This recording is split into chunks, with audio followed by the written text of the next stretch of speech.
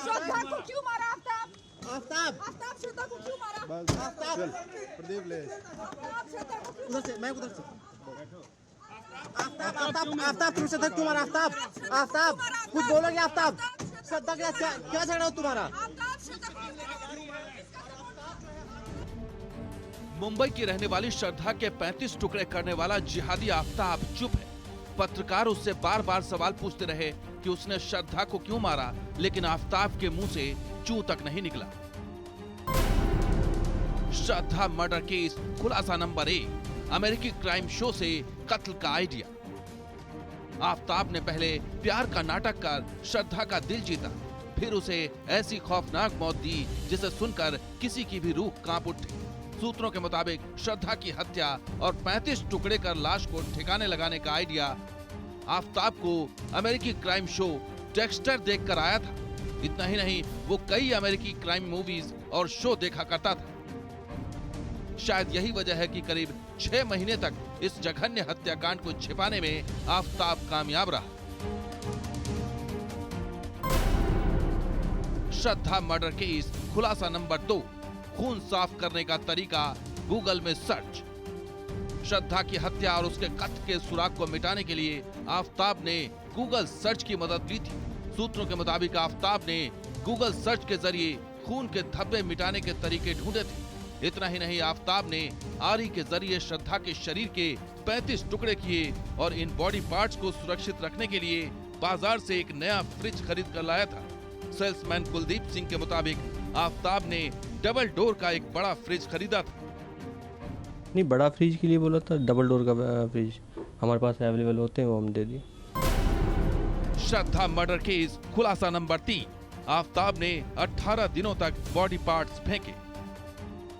श्रद्धा की हत्या और उसके कत्ल के सबूत को मिटाने के लिए आफ्ताब सुनियोजित प्लानिंग से काम करता रहा।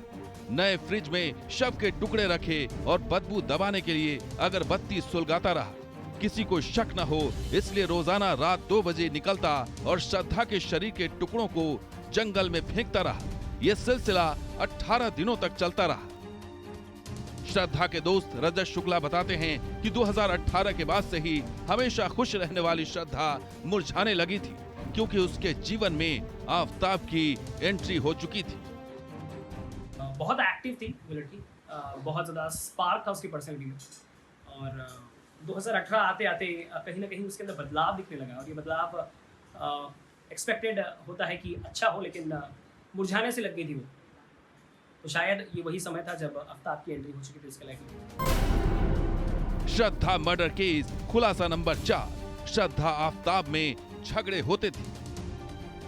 श्रद्धा के साथ पढ़ने वाले एक और दोस्त लक्ष्मण की माने तो 2018 से ही आफ्ताब और श्रद्धा के बीच झगड़े होते थे। ये झगड़ा ऐसा होता था कि बीच बचाव के लिए उन्हें आना पड़ता था। यहाँ तक कि एक बार ऐसा भी झगड़ा हुआ था जब उसने मुझे व्हाट्सएप पे ऐसा मैसेज करके बोला कि प्लीज़ यहाँ मेरे घर पे आ जा, मुझे बाहर लेके जा, अगर आज रात को मैं इसके साथ घर पे रही तो ये मुझे मार डालेगा। ऐसा भी झगड़ा हुआ है उनके बीच में। फिलहाल आफ्ताब 5 दिनों की पुलिस कस्टडी में है और कई ऐसे सवाल हैं जिनका जवाब अब पुलिस पूछताछ में सामने आएगा।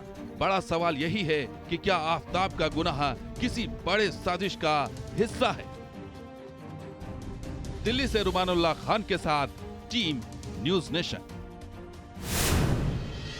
और चलिए, इस बीच ये जानना जरूरी हो जाता है कि आखिर डेक्स्टर क्राइम शो है क्या और कैसे इससे सीखकर इस शो को देखकर आफ्ताब ने श्रद्धा के 35 टुकड़े किए हैं। जी हाँ, चलिए ग्राफिक्स के जरिए हम आपको समझाने की कोशिश करते हैं कि आखिरकार देखिए डेक्स्टर क्या है। साइकोलॉजिकल थ्रिलर शो है ये। डेक्स्टर अमेरिकी क्राइम ड्रामा और साइकोलॉजिकल थ्रिलर शो है।